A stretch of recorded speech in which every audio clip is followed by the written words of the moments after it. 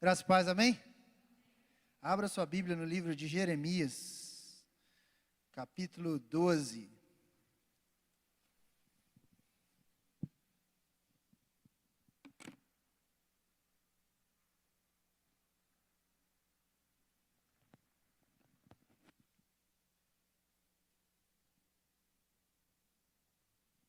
Jeremias, capítulo 12, amém? Todos acharam? Amém? Vocês estão vivos? Não, tá não. Tem gente viva aqui? Tá não. Tem gente vivo? Não é possível. Tem muita gente morta. Amém, gente? Tá bom, 12. Diz assim a Bíblia: Tu és justo, Senhor. Estou lendo aí no VI. Capítulo 12 de Jeremias. Tu és justo, Senhor, quando apresento uma causa diante de ti. Contudo, eu gostaria de discutir contigo sobre a tua justiça. Por que o caminho dos ímpios prospera? Porque todos os traidores vivem sem problemas. Tu os plantaste e eles criaram raízes, crescem e dão fruto. Tu estás sempre perto dos seus lábios, mas longe dos seus corações. Tu, porém, me conheces, Senhor. Tu me vês e provas a minha atitude para contigo. Arranca os ímpios como ovelhas destinadas ao matadouro. Reserva-os para o dia da matança. Até quando a terra ficará de luto? Até quando? E a relva de todo o campo estará seca? Perecem os animais e as aves por causa da maldade dos que habitam nessa terra. Pois eles disseram: ele não verá o fim que nos espera. Verso 5: Se você correu com homens e eles o cansaram, como poderá competir com cavalos? Se você tropeça em terreno seguro, o que fará nos matagais junto ao Jordão? Quero repetir com você esse versículo 5. Acho que está ali. Se puder acompanhar comigo, vamos ler junto? 1, 2, 3. Se você correu com homens e eles o cansaram, como poderá competir com cavalos? Se você tropeça em terreno seguro, o que fará nos matagais junto ao Jordão? Feche seus olhos, vamos orar. Senhor, te agradeço por estarmos aqui na tua casa mais um dia, Senhor, pela tua graça, pela tua vontade, Senhor, por tudo que o Senhor tem feito por nós. Deus, obrigado porque o Senhor tem reservado a nossa vida aqui, Jesus. O Senhor tem nos colocado diante da tua igreja e tem nos dado a oportunidade de viver na tua casa, Senhor. Quantas pessoas não têm essa oportunidade? Quantas pessoas não têm, Senhor, esse privilégio de viver, Senhor, na tua casa, ser ensinado na tua casa? Ó Deus, eu oro nessa noite para que a tua palavra entre no nosso coração, para que nutre a nossa alma, nutre os nossos pensamentos, para que possamos sair daqui muito além, Senhor, de algo externo, mas que seja mudado dentro de nós, Senhor, profundamente, Senhor. Muitas necessidades que nós temos aqui, seja nutrido em nome de Jesus. Pai, que os nossos corações estejam abertos para a tua palavra, que a nossa vida esteja, Senhor, apta, Senhor, a receber da tua voz. Fala conosco nessa noite, em nome de Jesus. Amém. Pode se assentar. Mais uma vez, graça e paz. Quem nos acompanha pela internet, todo mundo. Glória a Deus pela vida de vocês. Glória a Deus por estarmos mais um point. E hoje eu quero falar sobre a corrida da vida. A corrida da vida. Né? Tem muita gente que vive uma vida corrida, que é um problema, né? A vida corrida. Eu quero falar da corrida da vida. Só que a vida corrida não está fora da corrida da vida. Estranho, né? O trocadilho. Mas eu fiquei pensando, quantas vezes a gente está com a vida corrida e a gente queima etapas pra caramba. E eu quero falar um pouco sobre isso. Eu gosto de correr. Eu já fiz umas provas aí, então a vida me ensinou algumas coisas na corrida também. É muito legal correr uma meia maratona. Esse ano eu me propus correr uma maratona, não consegui. Amém? Glória a Deus, não consegui. Não deu certo. Não deu certo, cara. Eu fiz um treino lá de 21 quilômetros, Vinícius me rebocou. E não foi legal. Eu gastei 2h30 para fazer 21 e para fazer 5 horas de corrida de maratona não vai não. Pelo amor de Deus, tem que ser umas 4. Aí eu desisti do plano. E quando você desiste de algo que você se propõe, é horrível, é péssimo. E eu desisti, falei, ó, não vai dar mais. Naquele momento eu descansei minha cabeça, falei, não vou fazer, porque não vai dar certo. eu quero fazer uma maratona na vida, são 42 quilômetros e 195 metros, uma maratona. Eu já corri umas 6 meias maratonas, que são 21 quilômetros. Mas eu quero correr a maratona da minha vida com meus filhos me esperando, com a minha família lá, porque eu vou pegar aquela medalha, vou colocar assim, vou fazer parte de 0,0001% do mundo que corre a maratona. É um barato. Só que é muito difícil. A maratona é muito difícil. E eu já corri algumas meias, é muito legal. Porque quando você começa a corrida, primeiro, tem que ter um treino. Você não vai lá e corre 42 quilômetros. É um ciclo que você vai fazer 6 meses a 1 ano. Ideal 1 ano, mas 6 meses dá para fazer. Aí você tem etapas a cumprir, 5 quilômetros. Quem nunca correu, tem que bater os 5 quilômetros. Que é aquela salvada na vida. Que é super difícil correr 5 quilômetros. Aí depois você vai colocando metas, contrata um treinador para te ajudar, porque não é simples, não é só sair correndo. Uma vez uma amiga minha falou assim, José, vou correr uma maratona, corri 5 quilômetros. O que você acha? Eu falei, espera 3 dias, me conta se vai correr mesmo. Porque é um esforço muito grande. E 3 dias depois a dor vem. E vem muito boa. 5 quilômetros, 10 quilômetros. Se você corre 10 quilômetros, você já está num grupo legal. Porque 10 quilômetros é chão. Daqui Teixeiras, né? Imagina, você correr daqui Teixeiras. 42 daqui em Pé do Anta. Olha que legal. Lá em Pé do Anta. Lá em Ponte Nova, 42 quilômetros. Legal, 10 quilômetros. Aí você quer pular para o 21. Todo mundo quer ir para o 21. Só que quando você vai no treinador, o cara te explica, fica um pouco nos 10, relaxa um pouco aqui, cria costume em correr 10 quilômetros. Porque dá trabalho correr 10 quilômetros. E aí, com o tempo, você acostuma. Aí você vai alçar voos para 15 quilômetros, né? Uma maratona de São Silvestre. Não é maratona, são 15 quilômetros. Imagina você fazer uma corrida de São Silvestre. Legal, né? Muita gente. Depois você pode pensar uma volta da Pampulha, que são 18 quilômetros. Depois você pode pensar uma meia maratona, que são 21 quilômetros. E aí, para cima, os 42, que já separa, né? É muito difícil de fazer. Enfim, a corrida, ela precisa de um preparo, ela precisa de educativo, ela precisa de um tratamento, você tem que ter foco, você tem que fortalecer, você tem que fazer muita coisa para correr 42 quilômetros. Ou correr 10 quilômetros, ou correr 5 quilômetros. Te convido a correr, que é bom. Faz bem para a vida. Depois que você corre, você sai, é bem legal. Difícil começar. Mas tem que vencer, às vezes, a canelite, porque você não está acostumado. Você tem que alongar tornozelo. Você descobre umas coisas que não existem na vida. Porque a gente sempre alonga braço e tal. Mas para correr é bom alongar, fazer mobilidade de tornozelo. Porque a corrida começa lá embaixo no seu tornozelo. Às vezes dá uma dor aqui, nessa região, porque você não mobilizou ele lá, não fez o educativo para ele. Corrida não é só pegar um tênis e ir. A vida é mais ou menos assim também. Porque ninguém te ensina a viver. Alguém te ensinou a viver? Seu pai, sua mãe? Mas nós temos um manual que pode nos ensinar a viver.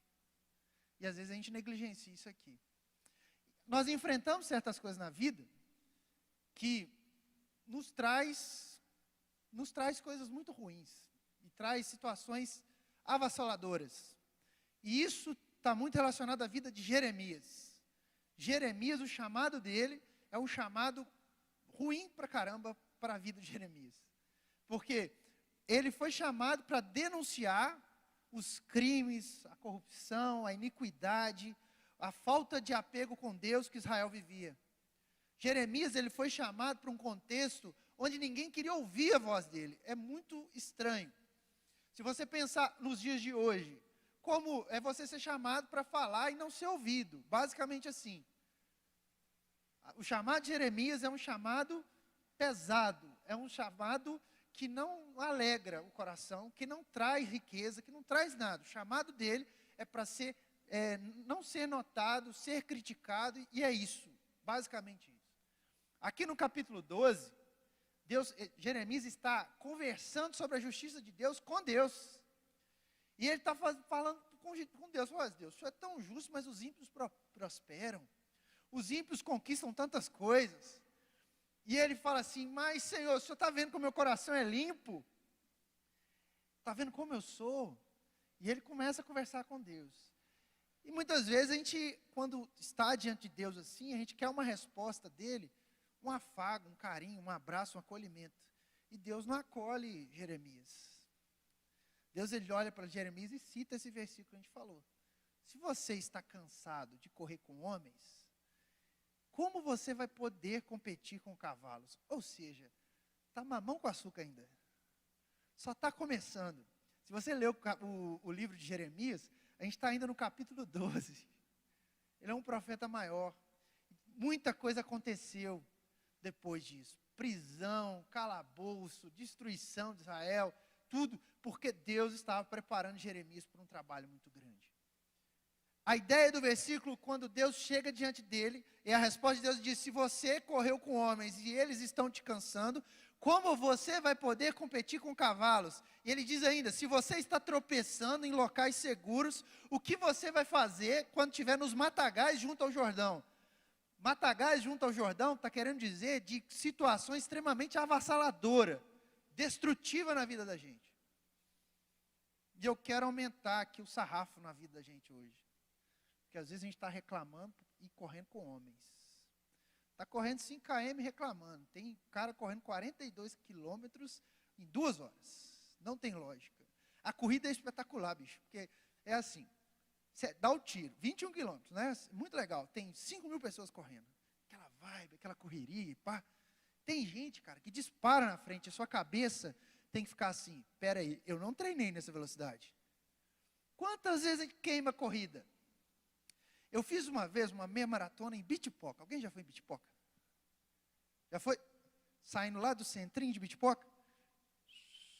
21 quilômetros. A corrida pior da minha vida. 3 horas e 20 de corrida. De trilha, morro. E lá, cara, em Bitipoca, não tinha jeito. Tinha lugar que você tinha que andar. Vão a Bitipoca e lembra de eu te falar isso. É muito alto. A altimetria é surreal. Mas muita gente dispara no início da corrida, e dispara mesmo.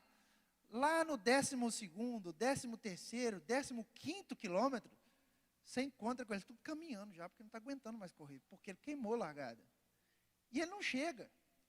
Para você chegar numa corrida longa, você tem que dosar a cadência, você tem que ser inteligente, você tem que ser estratégico, você tem que coordenar para que você alcance lá. Eu tive outra experiência muito legal, que foi em Paraty. Eu corri também 21 quilômetros de montanha no X-Terra. E em Paraty é muito morro. E foi muito legal, porque eu tinha um cara que eu admirava ele muito, o Toya, que ele corria. Se o Toya estiver assistindo um dia, Toya, então, você fez eu chegar muito rápido.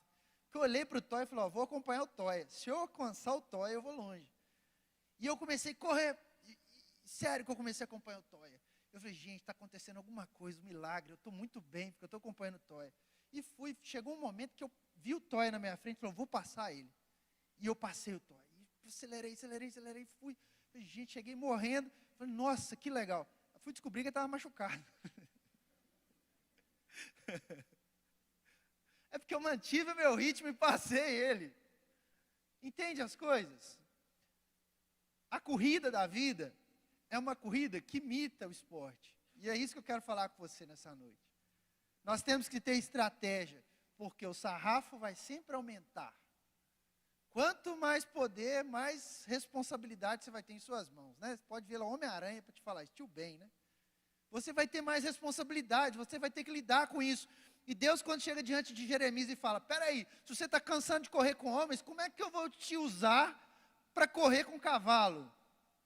Você está em terreno seguro, né? Tipo Ezequiel, você está ainda com a aguinha no seu artelho, no seu tornozelo, você está reclamando que a fé é difícil, que a igreja é ruim, que o pastor faz aquilo. Espera aí, mano, e na hora que você estiver imerso no rio, como vai acontecer? Deus deu uma resposta muito pesada para Jeremias, porque Deus sabia que Jeremias tinha um coração puro, sabia que tinha um coração obediente. E Deus muitas vezes faz isso comigo, faz isso com você. Às vezes a gente está dizendo que o diabo está colocando a gente em provas.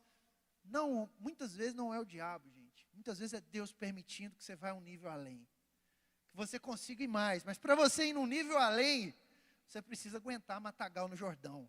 Você precisa aguentar um sarrafo mais pesado. Você precisa aprender que a corrida da vida vai te educar a lidar com situações avassaladoras. E é difícil você lidar com isso. É difícil você lidar com situações avassaladoras. Por quê? porque isso mexe com o seu interior. Isso muda a nossa visão sobre Cristo, porque às vezes a gente quer Cristo como se fosse um paizão protetor. Ele é o nosso pai. Só que Deus, Ele tem um papel substancial na nossa vida de nos educar a crescer. Crescer dói, machuca. Um menino que entra num curso aí de matemática, Taizinha está aí, fazendo matemática, faz ciências exatas aí, o pessoal sofre aprendendo cálculo. Sofre. E a dor é legal. Eu gosto de passar o DI quando vai no encontro, porque o pessoal chega e fala assim, mas nós vamos cansar vocês, mas o objetivo é cansar todo mundo. Ele fala isso com a gente na coxinha, fala, cansa todo mundo. Dá a palavra de 2 horas, deixa o povo cansar. Eu quero o povo cansado, que eles vão aprender no cansaço. Deus, muitas vezes, Ele baixa o sarrafo, sabe por quê? Para que eu e você cresça em ministério, para que eu e você cresça em vida. E Deus olha para mim, olha para você e fala assim, peraí, você vai aguentar um pouquinho mais, vamos. Uma hora você vai ter folga, uma hora vai te soltar, uma hora vai pegar mais. Por quê? Você precisa melhorar essa cadência. Então guarde, se a gente está em lugar seguro e não consegue acompanhar, e reclama, e está tudo ruim, a igreja não é assim, espera quando a água ficar mais profunda, que o sarrafo vai aumentar. E muitas vezes a gente quer ministério, muitas vezes a gente quer poder, muitas vezes a gente quer vida com Deus, mas saiba, quem tem vida com Deus, quem tem ministério, o sarrafo é maior, a pancada é maior. E não adianta chororô não, é onde você chora e mãe não vê. Deus trabalha no coração da gente onde ninguém vê, onde é discreto. A sua integridade, ela não vai ser trabalhada no público, ela vai ser trabalhada no secreto. A sua integridade vai ser, cara, você vai ser desmontado diante de Deus. Porque é isso, Ele quer nos usar, mas ninguém vai usar como se eu fosse alguém. Ele é soberano. E Ele usa a minha vida. Então, toda vez que eu me coloco diante de Deus, falo, Deus, eu quero mais de Ti. Senhor, usa a minha vida. Espera que o sarrafo vai vir pesado. E apruma o lombo e segura a onda que vai dar certo. Porque tudo que é difícil é precioso. Leve isso para a sua vida. Então vamos lá, a corrida da vida. Cada um tem uma jornada. E Deus tem um propósito individual para cada pessoa. E nós insistimos em comparar. O grande problema de nós humanos, nós servos de Deus, que eu comparo minha vida com a sua. Não tem jeito, irmão. Cada um tem uma jornada, cada um tem uma luta. E é assim, sempre o do outro é melhor que o da gente. Sempre é melhor que o da gente. A grama do vizinho sempre é mais verdinha que a do outro.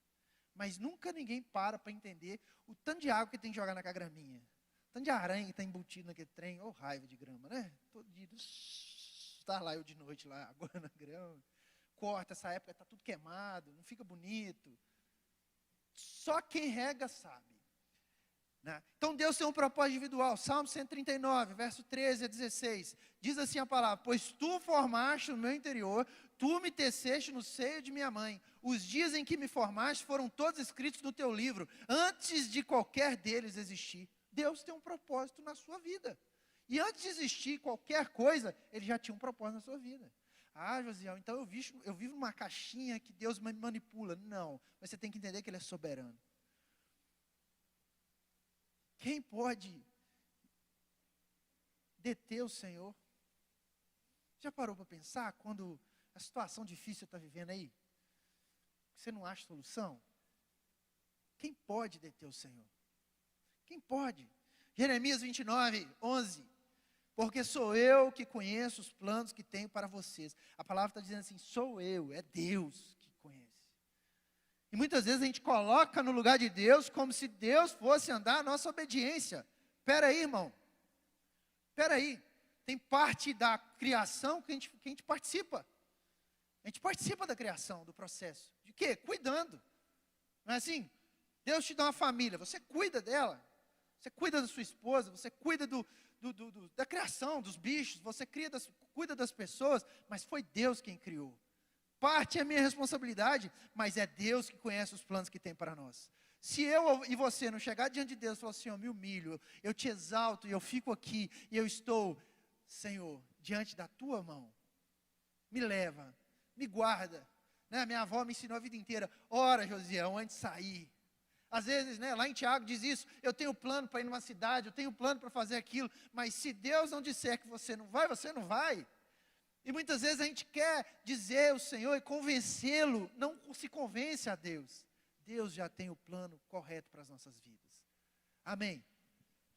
E é plano bom, ele diz, porque eu sei que os meus planos que tenho para vocês, planos de fazê-los prosperar e não lhes causar dano, planos de dar-lhe esperança e um futuro. Deus olha para mim e para você, Ele nos dá a oportunidade de ser educados, mas Ele quer que a gente cresça, que a gente prospere. Efésios 2:10, pois somos criação de Deus, realizada em Cristo Jesus, para fazermos boas obras, as quais Deus preparou antes para nós praticarmos.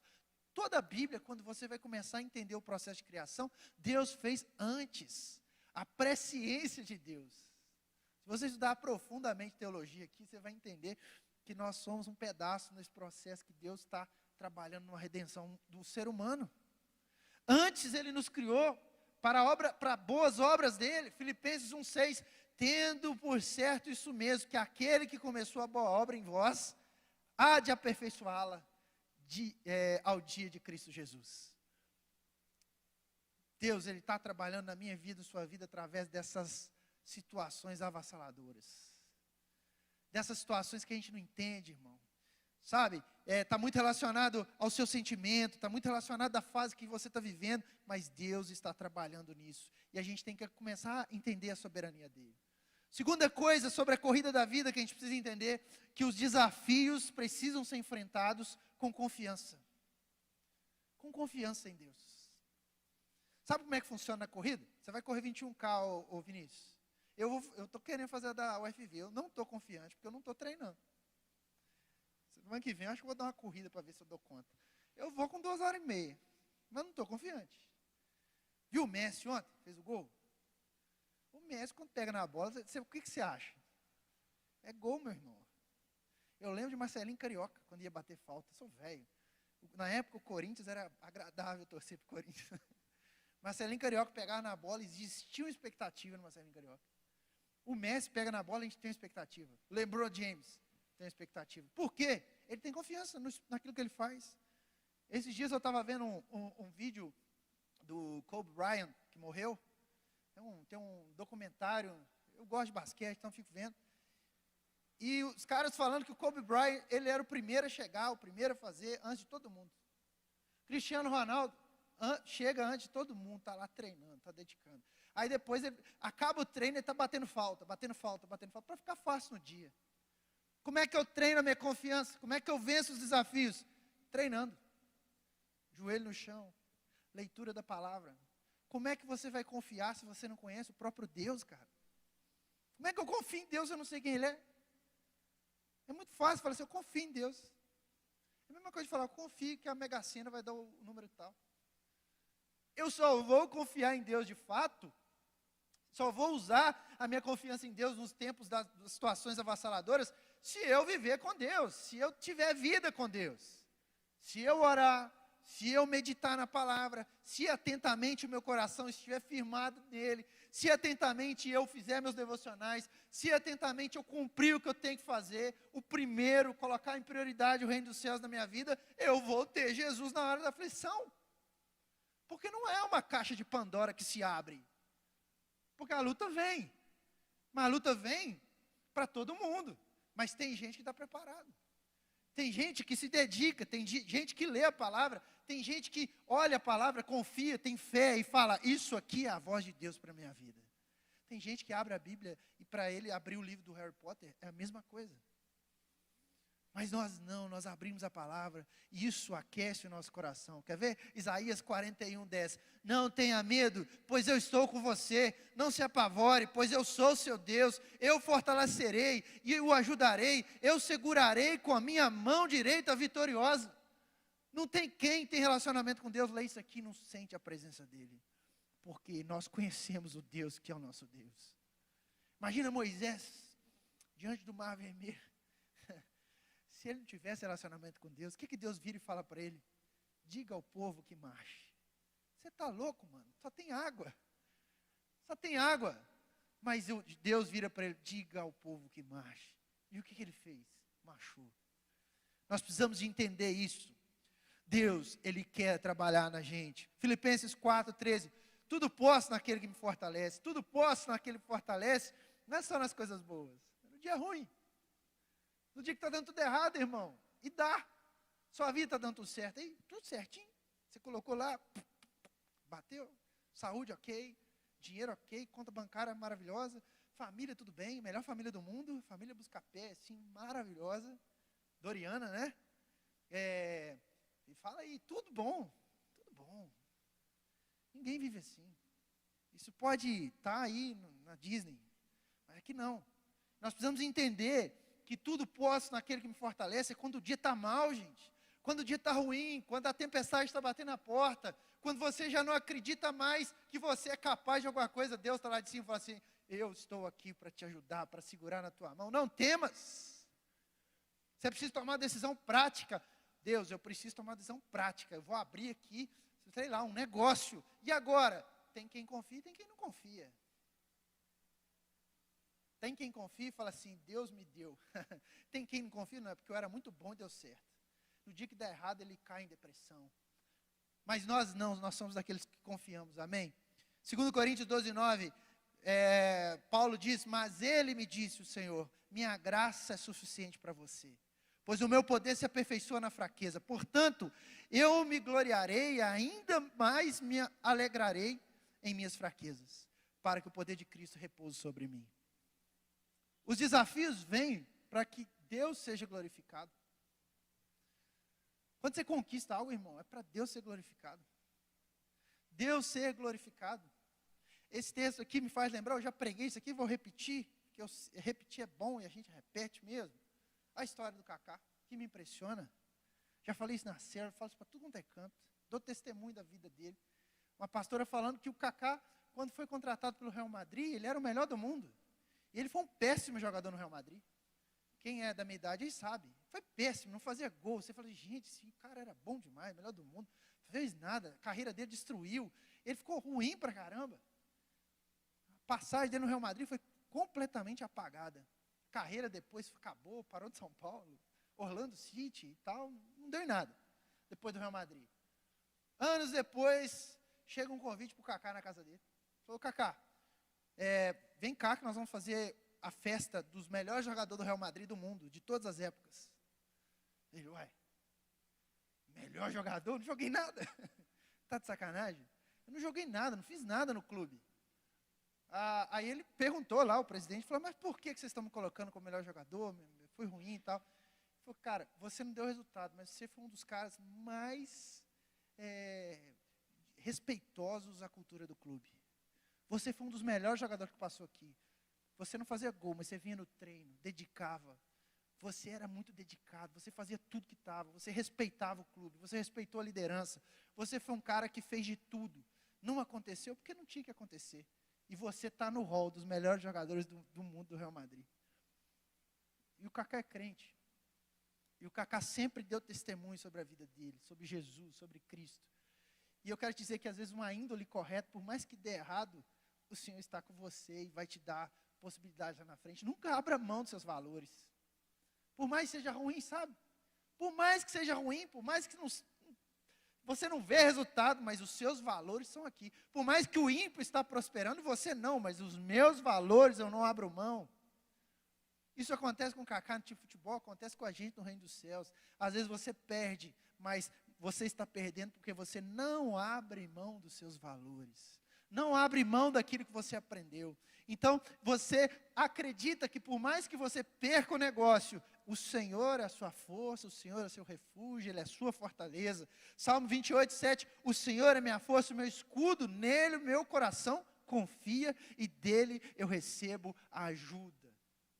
Meu coração exulta de alegria e com meu cântico lhe darei graças. Irmão, falar isso aqui quando está tudo bem é ótimo. Falar isso aqui quando a situação está pegando, irmão, é libertador. Eu não estou falando para a gente aqui que tudo está dando certo, não. Eu sei que está acontecendo coisa na vida de vocês, como está acontecendo na minha, que não está muito legal. Aí eu vou te falar, eu não queria pregar isso aqui, só apareceu isso aqui para pregar, e eu não estava podendo pregar, porque eu estou precisando de ouvir isso aqui. Então Deus está falando comigo. vivendo uma época de adversidade, época de dificuldade, época de confronto demais. Mas Deus quer falar para mim e para você que está em situação de adversidade. Confia no Senhor. Confia e vai em frente. Terceiro, obedecer a direção de Deus em nossa corrida. Você tem que ter um treinador na corrida. Não adianta você querer fazer sozinho. Você pode completar, mas não vai ter performance.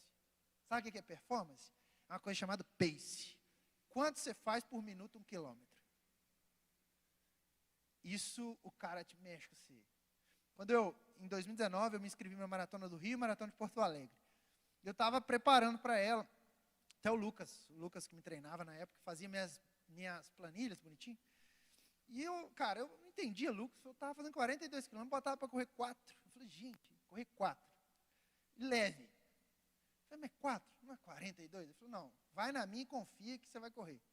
E eu fiz o ciclo com ele bonitinho. Quando eu estava correndo 25 km no final de semana, davam 40 na semana, veio a pandemia e travou tudo, eu desanimei, e aí não rolou mais. Mas eu percebi que daquela vez estava dando tudo certinho, eu aumentava bonitinho, e às vezes eu ia lá quase caminhando, mas ele mandava fazer regenerativo, e eu tinha que acompanhar, tinha que alongar, era bem pesado, mas dava certo. Você só vai ter performance se você tiver Deus na sua vida. Você pode bater cabeça, tem gente que termina, mas chega morto. Quando você está com Deus, a coisa anda, irmão. Anda. Sabe por que anda? Porque você não está colocando a confiança em você mesmo, na sua força. Você está colocando confiança em Deus. E eu te falo, se você não está aguentando correr com pessoas, como é que você vai correr com cavalos? Quando você coloca Deus na sua frente, você consegue correr e ir além. Além. Para pensar onde você chegou hoje. De onde você veio, irmão. Pensa. Você queria casar, não tinha nada para casar, varão. Não tinha nada. Está na luta, ai Senhor, arruma varão. É assim, tinha um emprego, queria ir para a universidade. Ai meu Deus, não quero universidade. Vestibular, aí não luta, aí entra, aí tudo bem. Universidade não presta não. Universidade não é para nada. Tudo, bando que não... Nossa, professor, fica nessas aulas teóricas. Bicho, você lutou a vida inteira para estar ali dentro, não valoriza. Então, pode dizer que as mesmas aulas que assiste, tem gente que vai lá na frente, tem gente que não vai. A universidade não muda a vida de todo mundo, não. Quem muda a vida de todo mundo é você querer fazer, assumir as responsabilidades que está ali. Então é isso, obedeça a direção. Deus tem a direção na sua corrida da vida. Obediência vai nos guiar pelos caminhos corretos. Provérbios 3, 5, 6. Confie no Senhor de todo o seu coração e não se apoie em seu próprio entendimento. Reconheça o Senhor em todos os seus caminhos. Não se apoie no próprio entendimento. Ah, não, porque eu sou bom, eu entendi como é aqui, eu hackeei o sistema e eu dou conta. Cuidado, irmão. Não se apoie no seu próprio entendimento. Deuteronômio 5,33, andem sempre pelo caminho que o Senhor lhe ordenou, para que tenham vida, tudo vá bem com vocês e vivam muito tempo na terra que vão possuir. Quer mais texto? João 14,15, se vocês me amam, obedecerão os meus mandamentos. Eu já estou ensinando isso minha filha. Todo dia ela está assim, papai te amo, me desobedecendo. Papai te amo, me desobedecendo, me dando um beijinho. Papai te amo. Você, vem cá. Isabela, você me ama? Amo, mas você está me desobedecendo, você não me ama é nada. Ela, que isso, papai? Foi verdade. Ela, o que é desobedecer? Você está fazendo coisa errada. Você vai ficar de castigo por isso. Ontem, ela estava em casa, pegou o brinquedinho e jogou. Eu falei, não joga de novo. Jogou. Vem cá, castigo. Eu falei, fica aí e reflita sobre o que você está fazendo. Larguei ela quietinha lá. Ela, papai, quero sair. Eu falei, não sai, reflita. O menino tem 3 anos, cara. Eles entendem. 3 anos. Reflita, filha. E eu fiquei lá perto. Quero sair. Eu falei, não sai. Papai, quero pedir desculpa. Eu falei, depois de uns 5 minutos, cara, passou a raiva. Quero pedir desculpa. Eu falei, mas por que você quer pedir desculpa? Por que você está de castigo? É porque eu desobedeci. Eu falei, Deus nos coloca de castigo, irmão, no cantinho. Deus não vai te bater. Eu fui criado no sentido de ser errado, Deus vai te bater, Deus vai te matar. Não, mano, você vai ficar quietinho ali, recolhido, até você falar assim, Senhor, me perdoe, eu reconheço que eu pedi. Aí veio cá, falou, vem cá, abraça o papai. Abraça o papai, dá um beijinho no papai. Desobedece mais não, hein, menino? Passa 10 minutos, está desobedecendo. Mas está no processo. Eu não vou agredir minha filha, mas eu tenho que ensiná-la. Se você ama alguém, obedeça. Não tem como eu amar alguém se eu não cumprir com o meu papel. Não tem como eu amar minha esposa se eu não obedeço os meus juramentos que eu fiz com ela. Uai, que amor é esse? Amor que só ganha. É ruim. Amor não se ganha somente. Amor, na verdade, se perde. Você se perde para ganhar o outro, pela minha esposa, pelos meus filhos. E homens, entregue a sua vida em amor à sua família, como Cristo entrega a igreja. Para que ela seja submissa. Entende? É uma entrega, o amor é entrega, então é obediência. Mateus 7, 24, 25. Portanto, quem ouve estas minhas palavras e as pratica, é como um homem prudente que construiu sua casa sobre a rocha. Caiu a chuva, transbordaram os rios, sopraram os ventos e deram contra aquela casa, e ela não caiu porque tinha seus alicerces na rocha. Aquele que diz que ama e não obedece, está construindo sua casa na areia. Vem vento, ó, joga. Casa precisa ter alicerce. Nós precisamos encontrar força na comunhão com Deus. E eu só consigo ter comunhão com Deus se eu obedecer aos princípios. Palavra, irmão. Jovem, palavra, adolescente. Eu sei que é difícil, tem fase da vida que a gente acha que a gente pode tudo. Eu já estou numa fase que eu não estou velho, não, sou jovem. Mas eu estou numa fase que a maturidade vai chegando mais perto de você. E você tem coisas que você não quer perder tempo. Quando eu era mais novo, tinha discussão que eu entrava. Hoje em dia eu faço assim. Beleza. Bom. Rapaz, tem razão. Porque não vai valer a pena. Eu vou discutir. Tem uns que eu até entro para perturbar o outro. Mas assim, você ganha na perturbação que a gente falha às vezes, né? Mas tem coisa que não vale a pena. Tinha coisa que eu entrava, me metia em coisa da vida alheia, cara. Nossa, a igreja, porque a igreja tem que ser assim, porque a igreja, que igreja, deixa o pastor Davi cuidar da igreja, deixa o pastor Marcos cuidar da igreja, o pastor Reinaldo, e eu não vou me meter nisso não, porque Deus colocou eles aqui, eu respeito, acabou, sigo minha vida, cuida da sua família, cuida da sua casa, está difícil cuidar da minha casa, de quem está sobre mim, vai, cuida, nós temos aqui os líderes de célula, cuida da sua célula, vai abençoar, discipule, eu não vou me meter, porque não cabe a mim. A gente tem que tomar cuidado. Muitas vezes o silêncio ele é muito mais produtivo que falar demais. Às vezes você quer resolver o ímpeto. Não, cara, deixa as pessoas resolverem. As pessoas vão sentir melhor. E aí eu preciso entender isso no processo de obediência com Deus. Tem coisa que demora tempo. Não adianta. Uma profissão não se conquista de um dia para o outro. Vida com Deus, ninguém vai estar voando no ministério amanhã. É dia a dia. Tem gente que fala assim, ó, essa igreja não me cabe mais. Eu tenho um ministério que Deus me chamou. Abra uma igreja. Aí ele vai tomar lombo nas costas. Você acha que abrir igreja é fácil? Não é, irmão. Você acha que a vida de um pastor é fácil? Não é, irmão. Mas não é nem aqui nem na China. Passa uma semana com o pastor Davi, que você vai ver como é que a vida dele é boa, tranquila. Né? Quando o César foi consagrado aqui, a Luciene falou com ele assim, a pastora Luciene, bem-vindo, você está se rebaixando. Realmente, você está se rebaixando a servir as pessoas. Não é fácil, e eu vejo muito jovem, às vezes assim, que eu tenho um ministério que é pular etapa. Não pule etapa. Não pule do 5 para o 21 de uma vez, para o 5 para o 42 de uma vez. Vai dar ruim. Você não vai dar conta. Aí você vai ficar frustrado. Nossa, ai, não deu. Não deu mesmo, porque você pulou etapa. A corrida da vida, ela é paulatinamente, ela vai se estabelecendo. 4, são 5 pontos. 4, descanso é importante. Tem gente que começa a treinar, quer todo dia, Vinícius. Todo dia o cara quer treinar. Normalmente o pessoal me manda mensagem, diz, estou pensando em correr. Eu falo, é mesmo? Vamos comigo, ué. Não vou não. Não, vou devagarzinho, sou gordinho. Mas eu vou devagarzinho constante. O povo, vou não. Vamos comigo. Aí esses dias um menino me ligou lá e disse assim, comecei a correr. Aí postou lá no Instagram, 12 quilômetros. Ele está me ouvindo. 12 quilômetros num dia. Só bom demais, na segunda-feira. Longão na segunda já, para o cara que não está correndo. Terça-feira, 9 quilômetros. Eu falei, ai gente, esse homem aí tá o bicho da goiaba. Eu mandei mensagem para ele, mano, você não está dando tempo para descansar aí, não?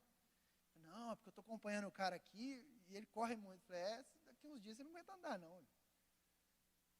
Descanso. Ninguém treina todo dia, não. Ninguém corre 50 quilômetros todo dia, não. Tem dia que você vai lá, corre devagarzinho, tranquilo, só para tirar ácido lático das pernas, só para liberar as coisas. Tem dia que você tem que fazer uma massagem, que é uma tortura, né, miofascial lá, para arrancar aquele trem tudo. Tem dia que você tem que só botar o pé para o alto, para descansar. Porque, e é interessante que um treino de maratona, ele não funciona assim, você não vai correr 42 quilômetros todo dia. Lá, você faz um plano para terminar, você não corre 42, quem corre maratona, corre até 35, porque os 7 finais é a surpresa do dia, é a emoção do dia. Mas, você corre até 35, mas isso 2 meses antes, porque você tem mais 2 meses para polir.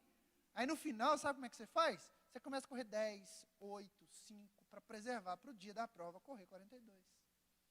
Então, o descanso ele é importante para a renovação da nossa vida.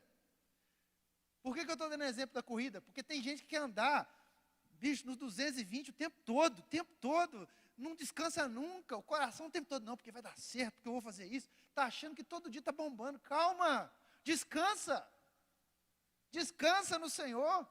Ao longo da vida é imprescindível ter pausas, eu tenho que pausar, não adianta eu querer levar o limite, sabe, 120 por hora o tempo todo, vai bater o carro, vai dar errado, irmão.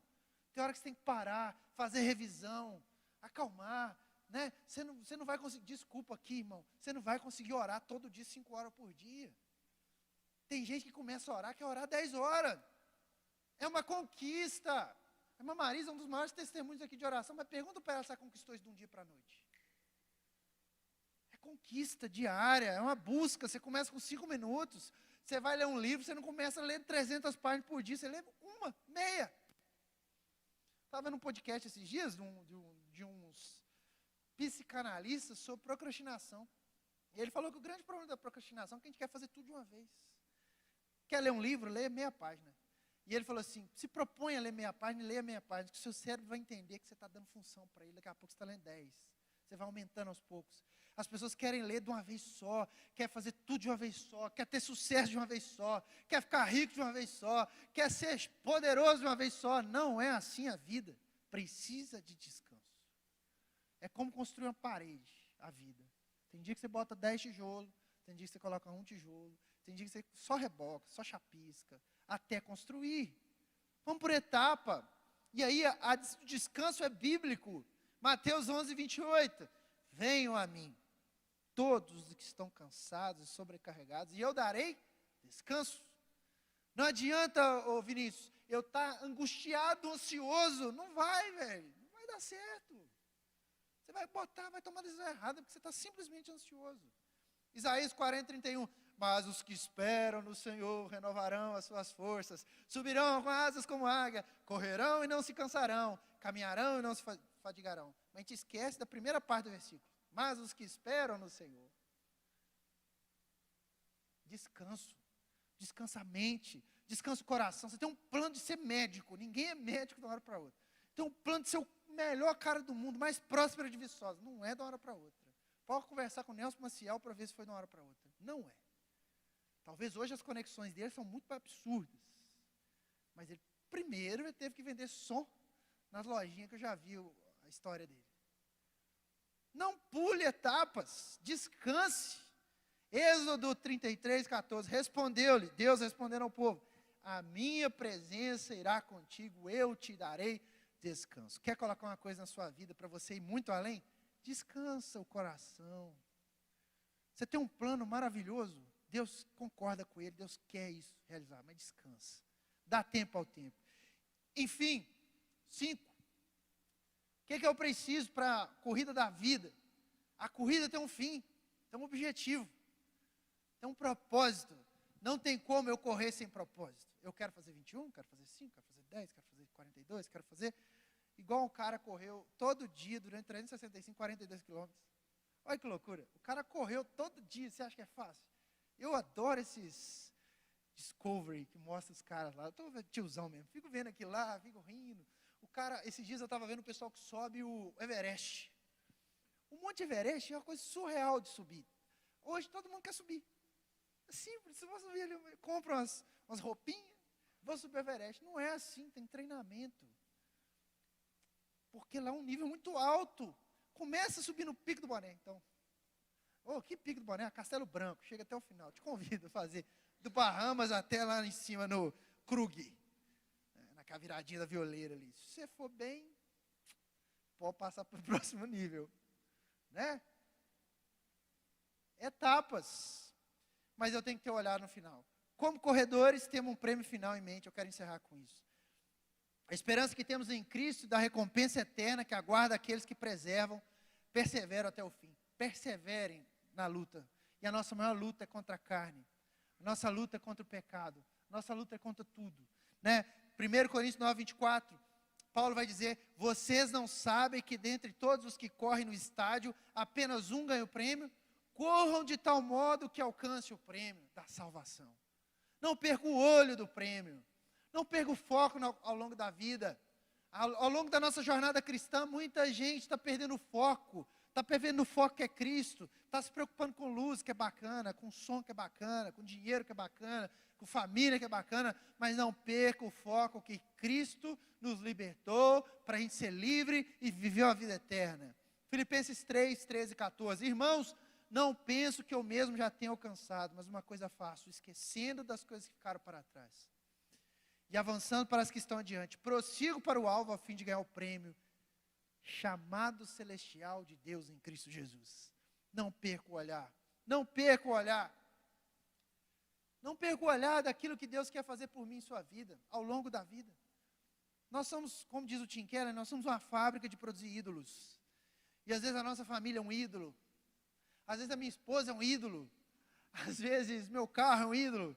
Às vezes a minha casa é um ídolo. Às vezes o meu trabalho é um ídolo. Tudo que é ídolo, que fica na presença do Senhor, isso se desmonta facilmente. Coloque Deus acima de todas as coisas. Coloque a sua vida eterna. Não perca o olhar da vinda de Cristo. Não perca, irmãos. Está sofrendo? Está sendo perseguido? Está difícil, mas creia que Ele é o seu sustentador. Que a sua vida tenha olhar para Jesus. Hebreus 12, 1 e 2. Portanto, também nós, visto que estamos rodeados por tão grande nuvem de testemunhas. Isso aqui que é interessante nesse texto. Livremo-nos de tudo que nos atrapalha e do pecado que nos envolve. E corramos com perseverança a corrida que nos é proposta. A corrida que nos é proposta. Determinação. Determine no seu dia a dia. Não perca, irmão. Não perca isso do seu coração. E ele diz, a corrida que nos é proposta, tendo os olhos fitos em Jesus, que é o autor e consumador da nossa fé. Aleluia. Eu quero nessa noite dizer para vocês que a corrida da vida não é simples, não é fácil. Mas nós temos alguém que pode nos orientar a caminhar e seguir esse propósito.